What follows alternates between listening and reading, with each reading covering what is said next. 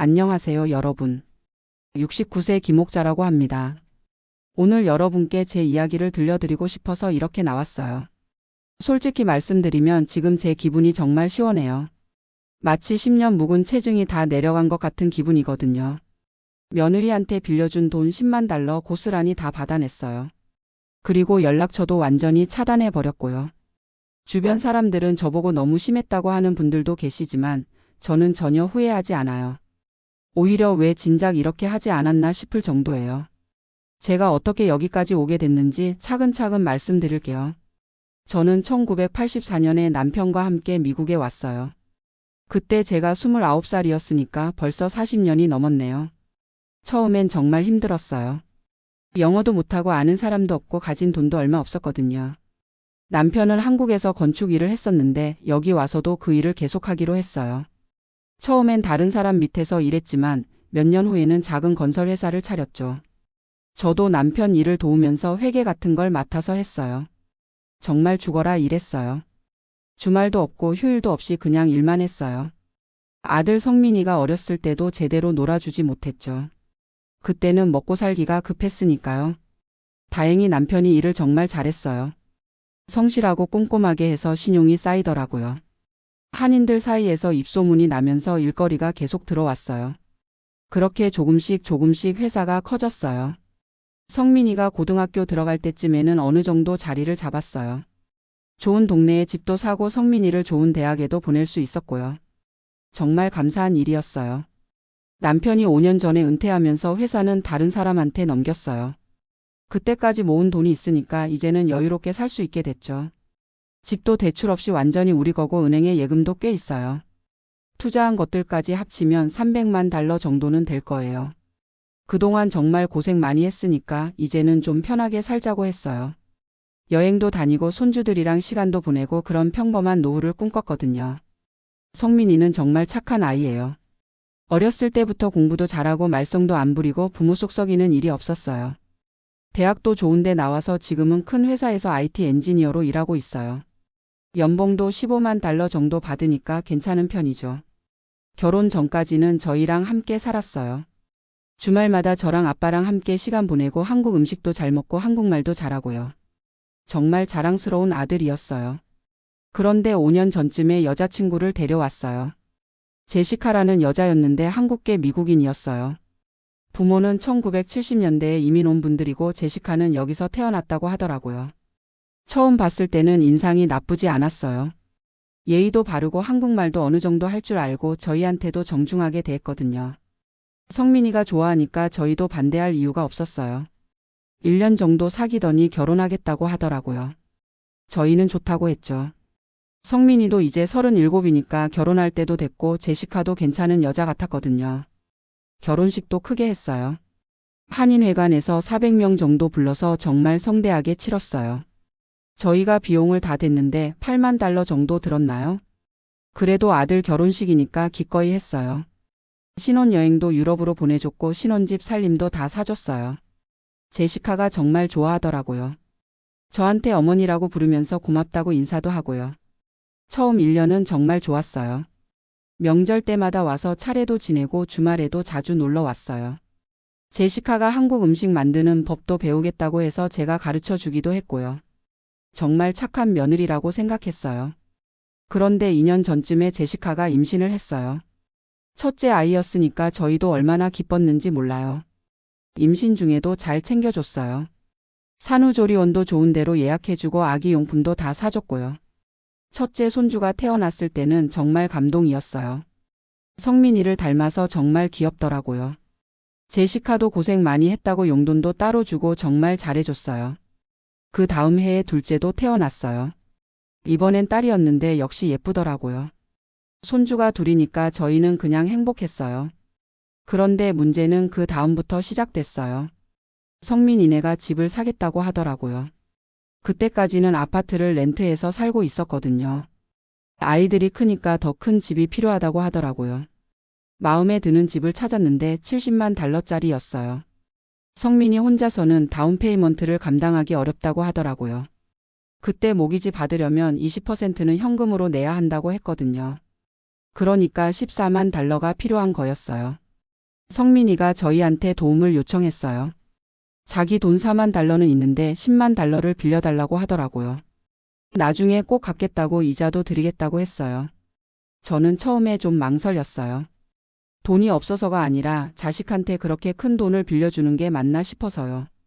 그런데 남편이 그러더라고요. 아들이 힘들어하는데 도와주는 게 맞다고 우리 돈 쓸 데가 어디 있냐고요. 그래서 10만 달러를 빌려줬어요. 아니, 빌려준다고 했지만 사실 줄 생각이었어요. 아들이 좋은 집에서 손주들이랑 잘 살면 그걸로 된 거라고 생각했거든요. 그때만 해도 제시카가 정말 고마워했어요. 울면서 어머니 은혜를 평생 잊지 않겠다고 꼭 갚겠다고 그러더라고요. 저는 그런 마음이면 됐다고 급하게 갚으려고 하지 말라고 했어요. 집을 샀을 때는 정말 좋았어요. 새 집들이도 크게 하고 저희도 초대받아서 갔어요. 4베드룸에 3욕실짜리 싱글홈이었는데 정말 좋더라고요. 손주들도 각자 방이 있고 뒷마당도 넓고요. 제시카가 그때 저한테 정말 고맙다고 이 집은 어머니 덕분이라고 그러더라고요. 저는 그런 말 듣는 게 그렇게 좋을 수가 없었어요. 며느리가 저를 진짜 어머니처럼 생각한다는 느낌이 들었거든요. 그런데 그게 언제였나요? 집을 산지 1~2달쯤 지나니까 제시카 태도가 조금씩 달라지기 시작했어요. 처음에는 뭔가 이상하다는 느낌만 들었어요. 말하는 투가 좀 바뀌었다고 해야 하나요? 예전에는 저한테 뭘 물어볼 때도 정중하게 물어봤는데 이제는 좀 건성건성하는 느낌이었어요. 그리고 예전에는 제가 말하면 열심히 듣더니 이제는 대충 들으면서 딴 생각하는 것 같았어요. 처음에는 제가 예민하게 생각하는 건가 싶었어요. 새 집에 이사 와서 정신없어서 그런가 보다 했거든요. 그런데 시간이 지날수록 그게 아니라는 걸 알겠더라고요. 가장 먼저 느낀 건 연락이 뜸해진 거였어요. 예전에는 제시카가 먼저 전화해서 안부도 묻고 손주들 이야기도 하고 그랬거든요. 그런데 이제는 제가 먼저 전화해야 했어요. 그것도 몇 번 통화하면 바쁘다고 금방 끊더라고요. 제 친구 영숙이가 그러더라고요. 요즘 며느리들은 돈만 받으면 태도가 바뀐다고 조심해야 한다고요. 영숙이도 비슷한 경험이 있었대요. 아들네 집 살 때 도와줬는데 그 다음부터 며느리가 완전히 달라졌다고 하더라고요. 저는 그때만 해도 설마 했어요. 제시카는 그런 애가 아닐 거라고 생각했거든요. 그런데 영숙이 말이 자꾸 생각나더라고요. 그리고 결정적인 일이 생겼어요. 그해 추석이었는데 제시카네가 안 온 거예요. 추석 전날에 갑자기 전화가 와서 못 오겠다고 하더라고요. 제시카가 감기에 걸렸다는 거였어요. 저는 그럴 수도 있다고 생각했어요.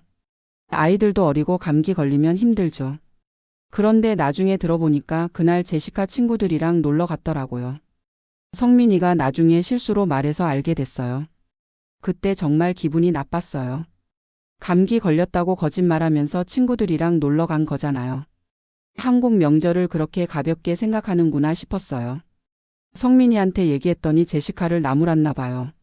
그 다음에 제시카가 저한테 전화해서 사과하더라고요. 깜빡했다고 미안하다고요. 하지만 그 사과가 진심 같지는 않았어요. 그 다음 설날에도 또 안 왔어요. 이번에는 아이들이 아프다고 하더라고요. 저는 그러면 제가 가서 봐드릴까요라고 했는데 괜찮다고 오지 말라고 하더라고요. 그때부터 뭔가 이상하다는 걸 확실히 알겠더라고요. 예전 같으면 아이들이 아프면 저한테 와서 도와달라고 했을 텐데 이제는 오히려 오지 말라고 하니까요. 친구들한테 얘기했더니 다들 그러더라고요. 돈만 받고 나면 다 그렇다고 저만 그런 게 아니라고요. 한인 커뮤니티에서는 그런 일이 한두 번이 아니라고 하더라고요. 정말 속상했어요. 제가 10만 달러를 그냥 던진 건가 싶었어요. 그 돈이 아까워서가 아니라 제 마음을 그렇게 가볍게 여긴다는 게 속상했어요. 그 다음 해에도 마찬가지였어요. 추석 설날 아무 때나 핑계를 대면서 안 오더라고요. 손주들 얼굴 보는 것도 점점 어려워졌어요. 제가 보고 싶다고 하면 바쁘다고 나중에 하자고 계속 미루더라고요. 정말 답답했어요. 내 돈으로 산 집에서 살면서 이렇게 나올 수가 있나 싶었어요. 그런데 성민이한테 말하면 성민이가 가운데서 힘들어하니까 차마 강하게 말하지도 못하겠더라고요. 친구 영숙이가 그러더라고요. 이제 그만 포기하라고, 그 돈은 없는 거라고 생각하라고요. 며느리한테 얘기해봤자 관계만 더 나빠진다고 하더라고요. 저도 처음에는 그냥 참으려고 했어요. 돈은 이미 준 거고 성민이가 행복하면 된 거라고 생각하려고 했어요. 그런데 자꾸 화가 나더라고요. 제가 젊었을 때도 이런 일이 몇 번 있었어요. 착하게 살다가 바보 취급당한 적이 많았거든요. 그때마다 참았는데 나중에 생각해보면 그게 잘못이었어요. 참으니까 상대방이 더 우습게 보는 거더라고요. 이번에는 다르게 하고 싶었어요. 제가 이제 70살 가까이 됐는데 언제까지 당하고만 살 거예요? 제 돈으로 집 사주고 이런 대접받으면서 참을 이유가 없잖아요. 그래서 작년에 변호사를 만났어요. 한인 변호사 김철수 씨인데 저희 교회 다니는 분이에요. 제 상황을 설명하고 법적으로 어떻게 할 수 있는지 물어봤어요. 김 변호사가 그러더라고요. 제가 돈을 빌려준 게 아니라 증여한 거라면 다시 받기 어렵다고요. 하지만 조건부 증여라면 다를 수 있다고 하더라고요. 다행히 저한테 증거가 있었어요. 돈을 보낼 때 은행에서 메모를 남겼거든요. 집 다운 페이먼트 지원이라고 명시해 놨어요. 그리고 성민이가 나중에 갚겠다고 문자 메시지로 보낸 것도 있었고요. 김 변호사가 그러더라고요. 이 정도면 충분히 승산이 있다고 일단 내용 증명부터 보내보자고 하더라고요. 저는 그 전에 마지막으로 제시카한테 기회를 주고 싶었어요. 직접 만나서 얘기해보고 그래도 안 되면 법적 조치를 취하기로 했어요. 작년 추석 전에 제시카한테 전화했어요. 만나서 얘기할 게 있다고 커피나 한잔하자고 했어요. 제시카가 바쁘다고 하길래 그럼 집으로 가겠다고 했어요. 제시카 집에 갔을 때 정말 기가 막혔어요. 제 돈으로 산 집인데 저를 거실에 앉히고는 빨리 용건을 말하라는 식으로 나오더라고요. 손주들도 인사시키지 않고 방에 들여보냈어요. 저는 차근차근 얘기했어요. 요즘 연락도 안 하고 명절에도 안 오고 이런 식으로 지내는 게 맞냐고요. 제가 10만 달러를 준 건 정말 가족이라고 생각해서였는데 이렇게 나오면 어떻게 하냐고요. 그런데 제시카가 뭐라고 하는지 아세요? 그 돈은 이미 받은 거고 자기들은 자기들 생활이 있다고 하더라고요. 한국 명절 같은 건 자기랑 상관없다고 성민이가 원하면 혼자 가라고 하더라고요. 정말 어이가 없었어요. 그래서 제가 그럼 그 돈을 다시 달라고 했어요. 가족 취급 안 할 거면 그냥 빌려준 돈이니까 갚으라고요. 제시카가 그때 비웃으면서 뭐라고 했는지 아세요? 법적으로 받은 돈이니까 돌려줄 이유가 없다고 불만 있으면 법원에 가라고 하더라고요. 정말 기가 막혔어요. 그래서 제가 그러겠다고 했어요. 법원에 가든 어디든 가겠다고 그 돈 받아내고야 말겠다고 했어요. 집에 돌아와서 남편한테 얘기했더니 남편도 화가 나더라고요. 그동안 참으라고 했던 남편이 이번에는 제대로 해보자고 하더라고요. 아들한테도 얘기했는데 성민이가 그제서야 미안하다고 하면서 자기가 제시카를 설득해 보겠다고 했어요. 하지만 저는 이미 마음을 정했어요.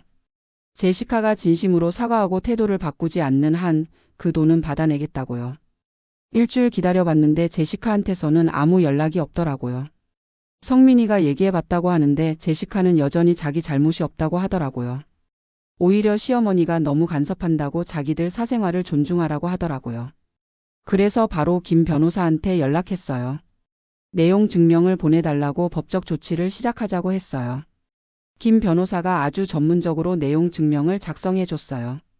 조건부 증여였다는 점, 그 조건이 충족되지 않았다는 점, 30일 내에 반환하라는 내용이었어요. 법적 근거도 자세히 써서 보냈어요. 내용 증명을 받은 제시카가 그제서야 놀란 것 같더라고요. 성민이한테 전화해서 어머니를 말려달라고 하더라고요. 하지만 성민이도 이번에는 제 편이었어요. 그 다음 주에 제시카가 저한테 전화했어요. 만나서 얘기하자고 오해가 있었던 것 같다고 하더라고요. 저는 오해가 아니라고 이제 와서 그런 소리 하지 말라고 했어요. 제시카가 그러더라고요. 돈은 갚겠는데 시간을 달라고 한 번에 갚기는 어렵다고요. 저는 그럼 언제까지 얼마씩 갚을 건지 확실히 하자고 했어요. 하지만 제시카는 구체적인 계획을 말하지 않더라고요. 그냥 시간 달라는 말만 반복했어요. 저는 그런 막연한 약속은 믿을 수 없다고 했어요. 결국 협상은 결렬됐어요. 김 변호사가 그러더라고요. 이제 정식으로 소송을 진행하자고 충분히 이길 수 있다고요. 소송을 준비하면서 알게 된 사실이 있어요. 제시카가 그 집을 담보로 또 대출을 받았더라고요. 홈에퀴티 론이라고 하던가요? 5만 달러 정도 빼서 썼더라고요. 그걸 알고 나니까 더 화가 났어요. 제 돈으로 산 집을 담보로 또 돈을 빌려서 쓴 거잖아요. 그것도 저한테는 한마디 상의도 없이요. 김 변호사가 이것도 소송에 유리한 증거라고 하더라고요. 제가 집 구입을 위해 돈을 준 건데 그 집을 함부로 담보로 쓴 것은 신의에 어긋난다고요. 소송을 시작하고 나서 제시카 쪽에서 변호사를 선임했어요. 그런데 그 변호사가 저희 김 변호사를 알더라고요. 법대 동기였나 봐요.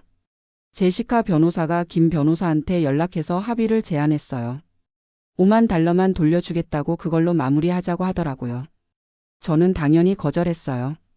그러자 이번에는 7만 달러를 제안하더라고요. 그것도 거절했어요. 10만 달러 전액과 이자 그리고 변호사 비용까지 다 받겠다고 했어요. 제시카 쪽에서는 끝까지 버텼어요. 증여라고 주장하면서 돌려줄 의무가 없다고 했어요. 하지만 저희 쪽 증거가 더 강했어요. 은행 기록, 문자 메시지 그리고 성민이 증언까지 있었거든요. 성민이가 법정에서 어머니 편을 들어줬어요. 자기가 분명히 빌려달라고 했고 나중에 갚겠다고 약속했다고 증언했어요. 재판관도 저희 편이었어요. 조건부 증여가 명확하고 그 조건이 위반됐다고 판단하더라고요. 결국 10만 달러 전액과 이자 8천 달러, 변호사 비용 1만 2천 달러까지 받아냈어요. 제시카가 돈을 갚을 때까지 한 달 정도 걸렸어요. 아마 어디서 돈을 빌렸나 봐요. 그것도 힘들었던 모양이에요. 돈을 받고 나서 저는 제시카한테 마지막으로 말했어요. 이제 우리는 남남이라고 다시는 연락하지 말라고요. 성민이하고 손주들을 만나는 것도 제가 있을 때는 오지 말라고 했어요. 성민이가 중간에서 어쩔 줄 몰라 하더라고요. 저는 성민이한테 그랬어요. 엄마와 아내 중에 선택하라고 2마리 토끼를 다 잡으려고 하지 말라고요. 성민이가 그제서야 정신을 차렸나 봐요. 제시카한테 이혼을 얘기했더라고요. 어머니한테 그렇게 나온 것은 용서할 수 없다고 태도를 바꾸지 않으면 이혼하겠다고 했어요. 제시카가 그제서야 무서워졌나 봐요. 이혼하면 자기가 더 손해니까요. 집도 반으로 나눠야 하고 양육권 문제도 있고요. 결국 제시카가 저한테 사과하러 왔어요. 하지만 저는 받아주지 않았어요. 이미 늦었다고 진심이 느껴지지 않는다고 했어요. 그리고 조건을 제시했어요. 앞으로 한국 명절 때는 반드시 와서 차례를 지내고 한 달에 한 번은 손주들을 데리고 와야 한다고요. 그리고 저한테 예의를 지켜야 한다고요. 제시카가 그러겠다고 했어요. 하지만 저는 믿지 않았어요. 당분간은 그럴지 모르지만 시간이 지나면 또 똑같이 할 거라고 생각했거든요. 그래서 아예 연락처를 차단해 버렸어요. 제시카 전화번호도 차단하고 소셜미디어도 모두 차단했어요. 성민이한테는 손주들을 데리고 혼자 오라고 했어요. 처음에는 성민이가 힘들어했어요. 가정이 깨질 것 같다고 제발 용서해달라고 했어요. 하지만 저는 단호했어요. 몇 달 지나고 나니까 오히려 편해졌어요. 제시카 눈치 볼 필요도 없고 스트레스 받을 일도 없고요. 성민이는 주말마다 손주들 데리고 와요. 손주들도 할머니랑 시간 보내는 걸 좋아해요. 제시카가 없으니까 더 자유롭게 놀 수 있나 봐요. 한국 음식도 잘 먹고 한국말도 배우고 있어요. 한인 커뮤니티에서는 제가 잘했다고 하는 분들이 많아요. 똑같은 경험 있는 분들이 많거든요. 다들 속이 시원하다고 대리만족한다고 해요. 물론 제가 너무 심했다고 하는 분들도 있어요. 가족인데 그렇게까지 할 필요가 있었냐고요. 하지만 저는 전혀 후회하지 않아요. 제가 이번 일을 통해서 깨달은 게 있어요. 나이가 들어도 당당해야 한다는 거예요. 내가 베푼 은혜를 상대방이 당연하게 여기면 안 된다는 거죠. 특히 우리 같은 1세대 이민자들은 더 그래요. 고생해서 모은 돈인데 함부로 대하는 사람들한테 당할 이유가 없어요. 가족이라고 해서 무조건 참을 필요도 없고요. 요즘 젊은 세대들은 우리 세대와 생각이 많이 달라요. 효도나 예의 같은 걸 별로 중요하게 생각하지 않아요. 그런 사람들한테는 법적으로라도 대응해야 한다고 생각해요. 제시카는 아마 평생 저를 원망할 거예요. 하지만 그건 제시카 문제고 저는 상관없어요. 제가 잘못한 게 아니니까요. 성민이도 처음에는 힘들어했지만 지금은 이해하는 것 같아요. 어머니 말이 맞았다고 제시카가 너무 심했다고 해요. 이제 성민이가 가정에서 목소리를 내고 있어요. 손주들은 아직 어려서 상황을 잘 모르는 것 같아요. 하지만 할머니 집에 오는 걸 좋아하니까 저는 만족해요. 나중에 크면 이해할 거라고 생각해요. 돈도 다 받았고 마음의 평화도 찾았어요. 제가 원하는 건 딱 이거였어요. 당당하게 살고 존중받으며 살고 싶었던 거예요. 지금은 정말 속이 시원해요. 10년 묵은 체증이 다 내려간 것 같아요. 제 또래 분들 중에 비슷한 고민 있는 분들이 많을 텐데 저는 꼭 말씀드리고 싶어요. 나이가 들었다고 해서 무시당할 이유는 없어요. 우리가 젊을 때 고생해서 모은 돈이고 우리 권리예요. 함부로 대하는 사람들한테는 단호하게 대응해야 해요. 가족이라고 해서 무조건 참으라는 법은 없어요. 예의를 지키지 않는 사람은 가족도 아니라고 생각해요. 특히 돈 문제에서는 더욱 그래요. 저는 앞으로도 이런 식으로 살 거예요. 당당하고 떳떳하게 그리고 존중받으며 살 거예요. 제 나이에 이런 스트레스 받으면서 살 이유가 없거든요. 혹시 저와 비슷한 상황에 있는 분들이 계시다면 용기를 내시라고 말씀드리고 싶어요. 법적으로 보호받을 방법이 있어요. 혼자 끙끙 앓지 마시고 전문가의 도움을 받으세요. 그리고 무엇보다 중요한 건 마음가짐이에요. 내가 잘못한 게 아니라면 당당해야 해요. 나이가 들어도 우리에게는 존중받을 권리가 있어요. 저는 이제 정말 편안해요. 남편과 함께 여행도 다니고 취미생활도 하고 손주들과 좋은 시간도 보내고 있어요. 제시카 때문에 스트레스 받을 일도 없고요. 가끔 성민이가 미안하다고 해요. 어머니가 고생했다고 자기가 제시카를 잘못 봤다고요. 저는 성민이한테 그래요. 이제라도 깨달았으니 다행이라고 앞으로 잘하면 된다고요. 제시카는 요즘 어떻게 지내는지 몰라요. 성민이가 얘기해 주지도 않고 저도 궁금하지 않아요. 제 인생에서 완전히 지워버렸거든요. 다만 손주들이 잘 자라기를 바랄 뿐이에요. 할머니가 왜 엄마와 지내지 않는지 나중에 물어보면 그때 차근차근 설명해 줄 생각이에요. 엄마가 잘못했다고 직접적으로 말하지는 않겠지만 예의와 효도가 왜 중요한지는 가르쳐 줄 거예요. 저는 이번 일로 많은 걸 배웠어요. 돈을 빌려줄 때는 반드시 조건을 명확히 해야 한다는 것, 그리고 그 조건이 지켜지지 않으면 단호하게 대응해야 한다는 것을요. 그리고 가족이라고 해서 무조건 양보할 필요는 없다는 것도 깨달았어요. 상호 존중이 있어야 가족이지 일방적으로 베풀기만 하는 건 가족이 아니라고 생각해요. 제 이야기를 들으신 분들 중에 혹시 비슷한 고민이 있으시다면 제 경험이 도움이 되었으면 좋겠어요. 우리 1세대 이민자들이 고생해서 모은 돈입니다. 함부로 대하는 사람들한테 당할 필요 없어요. 나이가 들어도 당당하게 사세요. 우리에게도 존중받을 권리가 있어요. 그리고 그 권리를 지키기 위해서는 때로는 단호해질 필요도 있다는 걸 꼭 기억하세요. 저는 지금 정말 행복해요. 제 뜻대로 살고 있고 스트레스도 없고 가족들과도 좋은 관계를 유지하고 있어요. 물론 제시카는 빠졌지만 그게 오히려 더 좋은 것 같아요. 앞으로도 이런 식으로 살 거예요. 당당하고 떳떳하게 그리고 행복하게요. 제 이야기가 여러분께 조금이라도 도움이 되었으면 좋겠습니다. 감사합니다.